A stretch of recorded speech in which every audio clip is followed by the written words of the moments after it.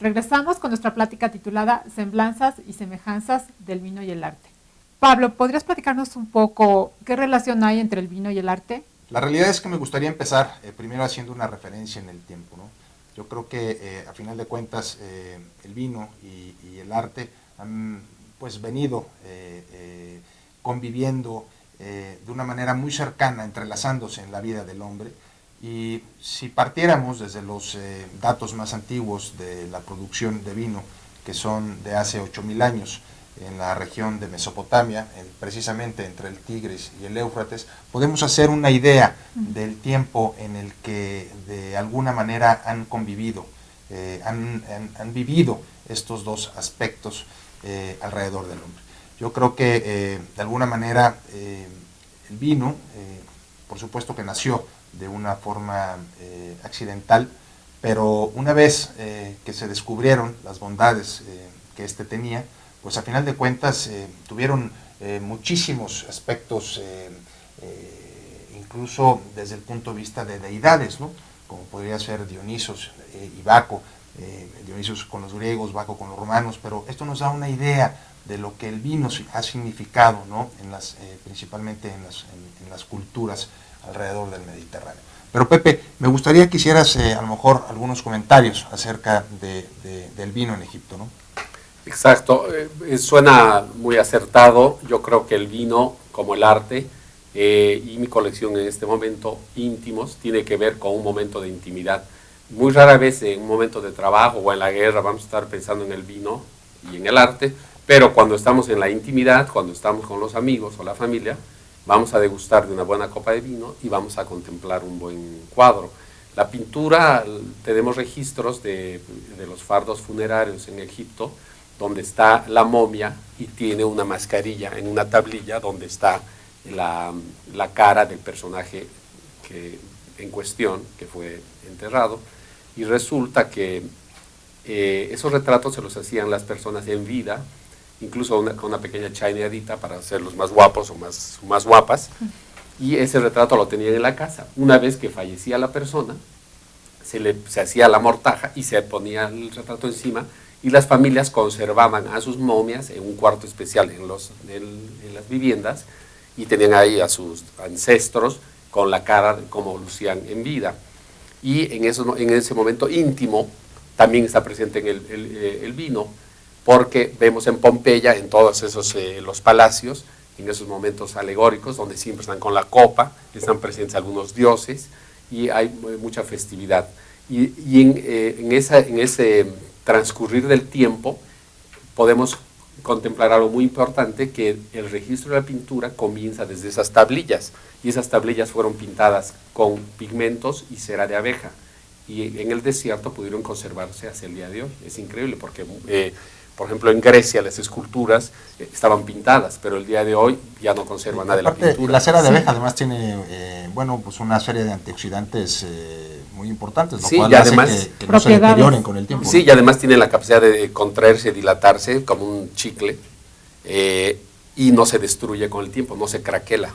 Y hasta el día de hoy tenemos esas sirve como protección, ¿no? Como protección. Ahorita que hiciste mención, Pepe, me voy a adelantar varios siglos adelante, pero ahora que hiciste mención acerca de ese chainazo que le daban a las gentes. Pues hasta el día de hoy lo hace. Es lo que te iba a decir, ¿no? Y bueno, hay una anécdota muy importante con Goya, cuando estaba pintando a la esposa del rey Fernando VII. Okay. Y bueno, pues hace una obra muy importante, que bueno, hoy por hoy está en el Museo del Prado. Ella montada en un caballo de una manera muy majestuosa, y entonces cuando pues de alguna manera hace ya la apertura a la vista de la reina se enfurece, ¿no? Ella era poco agraciada, estéticamente hablando, muy poco agraciada, digamos, y ella se enfurece, ¿no? Dice, pero ¿cómo me pudiste pintar tan fea? Dice, es que yo hice un retrato de usted. Y entonces, bueno, pues ahí pierde muchísimos puntos, ¿no? Con la realeza que en ese momento, bueno, Goya había podido conquistar. Y la realidad es que lo único que hizo fue verdaderamente plasmar, hacer un retrato fidedigno de la reina, ¿no? Pero lo que es un hecho a través de la historia de la pintura es que siempre se le daba chainazos a la gente, ¿no? Exacto. Y ese hecho es muy interesante porque incluso hay una carta que le escribe la reina a una de sus parientes y le dice, ya el maestro está terminando el cuadro de la familia, está muy padre, y le pone entre comillas, pero nos ha puesto una cara a todas de prostitutas que no cuentes.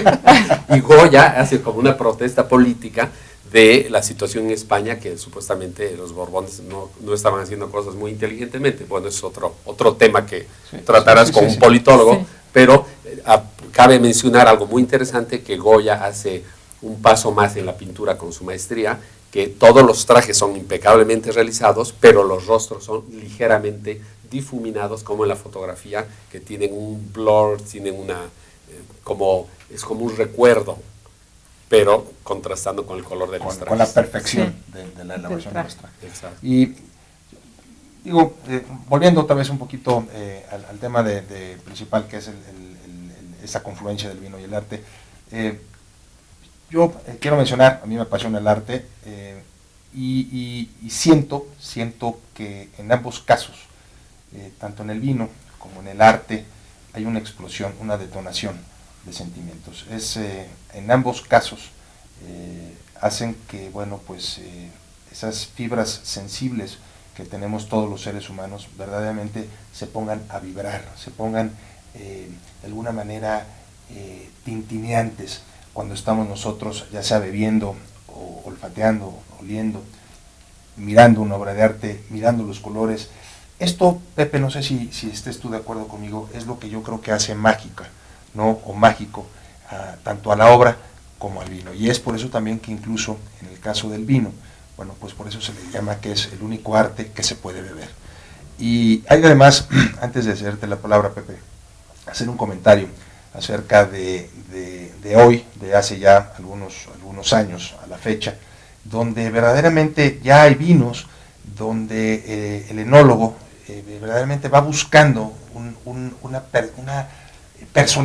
personalizar de una manera muy específica cada uno de los vinos, buscando exactamente qué es lo que quiere que detone, o qué sentimientos detone ese vino en el interlocutor, que en este caso sería el que está bebiendo el vino. Es decir, tú a través de la elaboración del vino, si lo haces más floral o lo haces más amaderado, puedes ir generando y detonando sentimientos distintos, sentimientos de nostalgia, sentimientos de alegría, sentimientos de juventud, sentimientos de vejez, puedes acordarte de tus hijos o de tus abuelos. Entonces, al final de cuentas, esto es un poco como la pintura, ¿no? Es donde tú vas queriendo, de alguna manera, intentando que esa persona que está mirando el cuadro le detone algo. No sé qué quisieras. Efectivamente, es un lenguaje, todo lo que has dicho es verdad. En vez de decir vino, podrías decir pintura, y es lo mismo, porque los colores detonan recuerdos, las texturas detonan emociones, hay unas sutilezas, unas vibraciones diferentes en el color que nos hacen vivir una experiencia.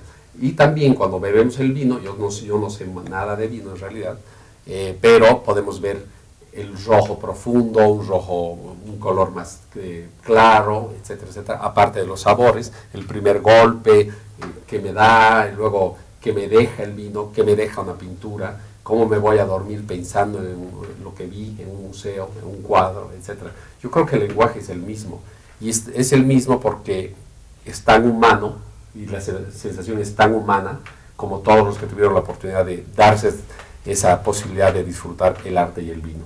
Actitudes incipientes de pintura que me gusta hacer, nada comparado con lo tuyo, por supuesto, del maestro Bairo, pero también es interesante el mencionar que muchas veces una o dos copas de vino, en el momento en el que estás con esa inquietud, ¿no? con esa chispa de elaborar, con esa algo que no puedes dejar de hacer, ¿no? Sí. Digamos que es la manera en la que tú quieres decir algo, pero a través de los pinceles y de los colores. Es como un lenguaje que vas a tener que llevar a cabo a través no de las palabras, sino de los colores. Muchas veces un par de copas, la realidad es que hacen que todo lo veas mucho más claro, ¿no? Exacto. Esto no quiero decir que tengas que terminar ahogado para poder hacer una obra. Pero te puede ayudar a transmitir, ¿no? Claro, muchísimo, porque a final de cuentas, el vino, independientemente de otros muchos elementos aromáticos y de acidez y de sabor que tiene alcohol. Y el alcohol como tal, la proporción en la que se encuentre, a final de cuentas es un liberador del sistema nervioso central, y eso hace que a final de cuentas entremos en un estado de relajación. Y además creo que es algo importante de decir, el vino tinto tiene ciertos aceleradores de los, digamos, para decirlo de una manera coloquial, da la sensación de plenitud. Cuando nosotros, a diferencia de otras bebidas, ¿no? Esto solamente lo tiene el vino, y es el vino tinto, porque estos detonadores, aceleradores, se encuentran únicamente en los taninos. De un sentimiento de plenitud, de gozo, de ejecución. Entonces, cuando nosotros bebemos, por ejemplo, unas copas de vino tinto, además de sentirnos un poco liberados, sentirnos desestresados, sentimos una seguridad de ejecutar, y entonces eso ayuda muchísimo a la hora de que tú estás, pues ya queriendo expresarte a través de los colores. Digo, esto no es nuevo lo que estoy diciendo, Pepe nos va a explicar muchísimo mejor a través de la historia cuántos artistas, ¿no?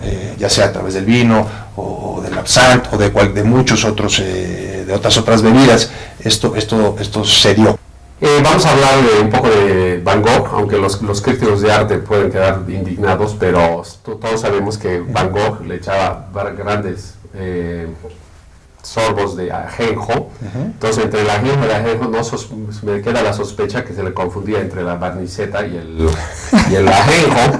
Entonces, yo no sé que si la propuesta de Van Gogh, los colores brillantes, eran porque realmente, yo creo que sí, realmente él quería dar una nueva expresión, pero yo creo que el ajenjo como que ayudó un poquito para que brillen más esos colores.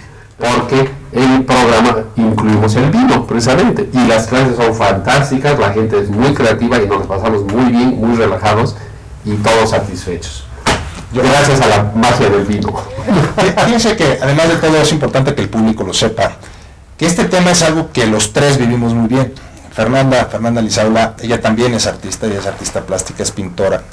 Entonces, cuando estamos en estas pláticas donde estamos mezclando el vino y la pintura, la verdad es que se vuelven unas charlas que el tiempo se nos pasa volando, platicamos entre cámaras muchísimo, y a final de cuentas yo quisiera ahora preguntarte a ti, Fernanda, si tú cuando estás pintando alguna vez sientes o has percibido que quizás una copa de vino te relaje un poquito más, te libere un poquito más a la hora de querer expresar todo lo que quieres comunicar, a final de cuentas. No, pues claro que sí. Bueno, como lo comentaste hace rato, te relaja y tus sentidos se vuelven mucho más sensibles, ¿no? Entonces, al estar mucho más sensible, como que puedes percibir tus 5 sentidos, ¿no? Vista, oído, olfato, gusto y tacto. Y entonces puedes hacer creaciones maravillosas. Entonces sí, es como muy importante, ¿no? Una copita de vino y te pones a pintar. La verdad sí funciona. Sí, que sea la llave para el acto creativo, porque el acto creativo llega en cualquier momento. Claro. Nace de adentro, nace del corazón, nace de los sentimientos, nace de la experiencia que estás viviendo o que viviste, o que, en fin, a final de cuentas yo creo que eso es lo interesante. Vamos a ir a un pequeño corte, Fernanda, si nos lo permites, y regresamos con esta interesante plática.